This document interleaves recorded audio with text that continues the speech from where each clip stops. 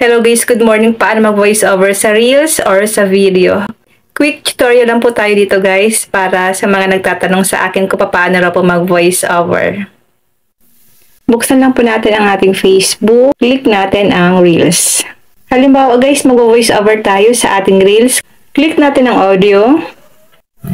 I-mute lang po natin ang ating audio. Then, click natin ang add voice over para makapag-voice over tayo guys sa ating video. Then, ilagay niyo po itong white dito sa pinakauna para dyan po yung start ng pagka-voice over natin. Then, click natin itong mic para makapag-start tayo guys, makapag-voice over.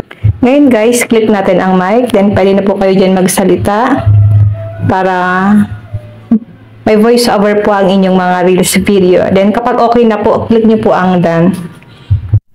Yun naman pong second way, pwede naman tayo pumunta sa CapCut. Ang gagamitin po natin ngayon ay CapCut applications. Click po natin ang new project. Then, piliin po natin yung video. Then, click nyo po ang add. Ito po yung video na lalagyan natin ng voice over para sa mga nagtatanong dyan kung paano raw po mag-voice over sa video. Wait lang natin siya guys na mag 100%. Then dito guys, click nyo po ang audio sa baba para makapag-voice over tayo. Click natin ang audio, click record.